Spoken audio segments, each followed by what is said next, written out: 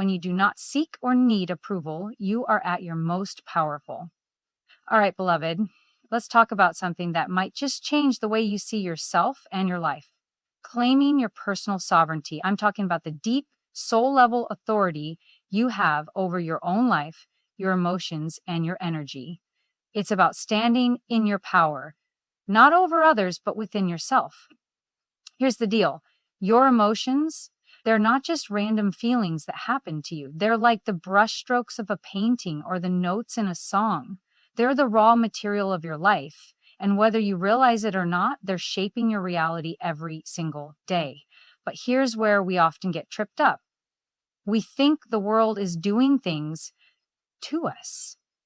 My boss is impossible. This relationship is so draining. The news is stressing me out. Sound familiar?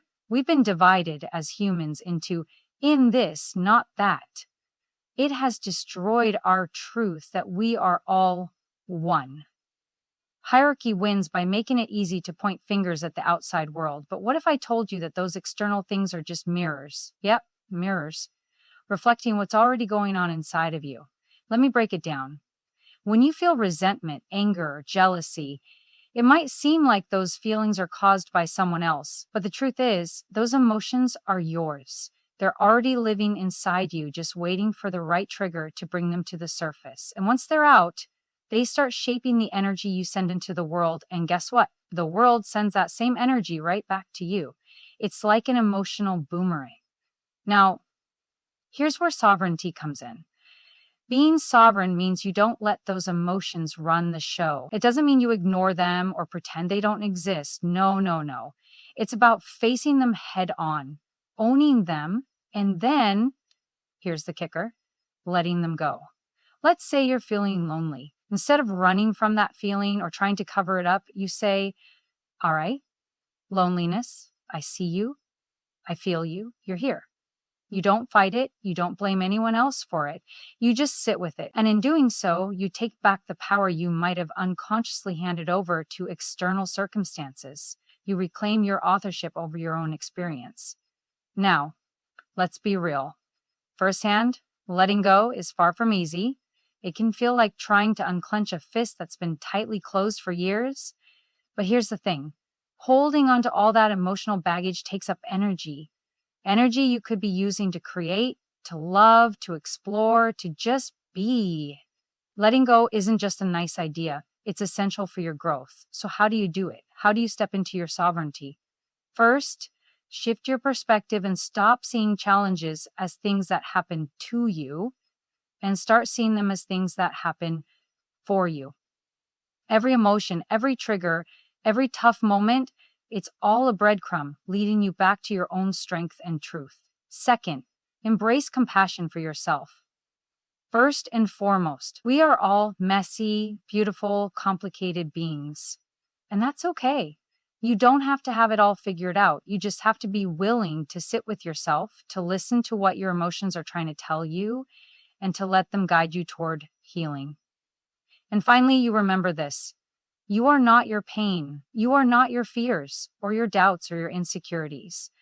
You are the one who notices those things. You are the awareness behind it all. And that awareness, that's your power. That's your sovereignty.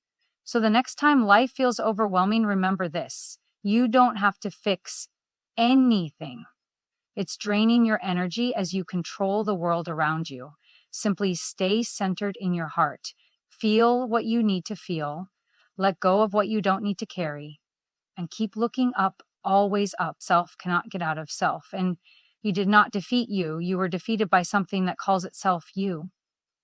Because here's the secret. The more you let go, the higher you rise. And the higher you rise, the more you realize that you've had the power all along. Sovereignty isn't something you gain. It's something you remember. It's your birthright. It's who you are. So go ahead, claim it. Say it with me. I am, and I set myself free. You've got this. Always. My dears, have you ever felt a quiet hum beneath the surface of your life? A subtle energy thrumming with a power you haven't quite grasped? That, my friends, is the whisper of sovereignty. Not the tyrannical, I rule over you kind, but something far more profound. the inherent untouchable authority you hold over your own experience. It's not about dominating others. It's about owning your own reality. Think of it as the artist's hand shaping the clay, the musician's fingers dancing across the keys. Your emotions, those vibrant, sometimes chaotic hues, are the paint, the notes, the very essence of your creation. They're not just feelings, they are the energetic blueprints of your life, manifesting before your very eyes. We often forget this. We blame external forces, a demanding boss, a difficult relationship, the relentless news cycle, for our unhappiness. But what if I told you the story is different? What if I whispered that those very external forces are merely reflections, mirrors, showing you the landscapes of your own inner world? Consider the familiar litany of complaints. They're not pulling their weight. I'm giving so much more. They have it easier than me. These very, no judgment from me, friend, can be guilty of, thoughts, though they may feel justified in the heat of the moment, are cloaked in the familiar robes of resentment, anger, jealousy. These, my loves, are not imposed upon you. They are triggered and running in the background within you. They are the energy you are sending out into the world, and the world, ever so obligingly, returns the reflection. Sovereignty, then, is not about avoiding difficult emotions. This is much more about acknowledging their presence, understanding their source, and embracing them as the vital clues that help us unwind the unconscious contracts.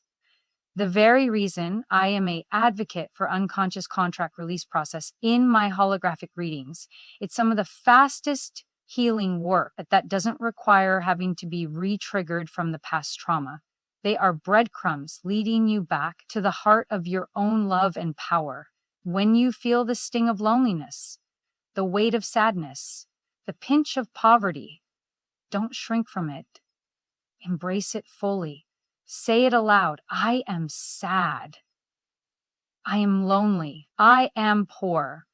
Own the damn these feelings, then relinquish the power you unconsciously gave to external forces, reclaiming the authorship of your own personal responsibility. The path to sovereignty isn't about changing your circumstances overnight. It's about a profound shift in perception, a surrender to the magnificent, messy truths of your being. Letting go sounds so much easier than it actually is. It's also so much more worthwhile and important than most realize. All that we hold on to that doesn't serve us is taking up life force energy we need to do, be, have, create, and experience other things.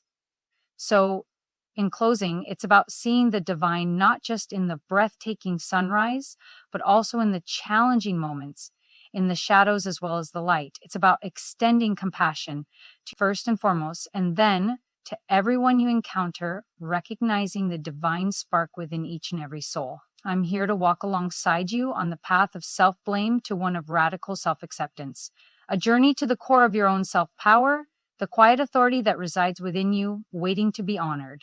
In all my years of being a hypnotherapist, I know the subconscious mind always answers first and is always quiet, so you want to edit it out.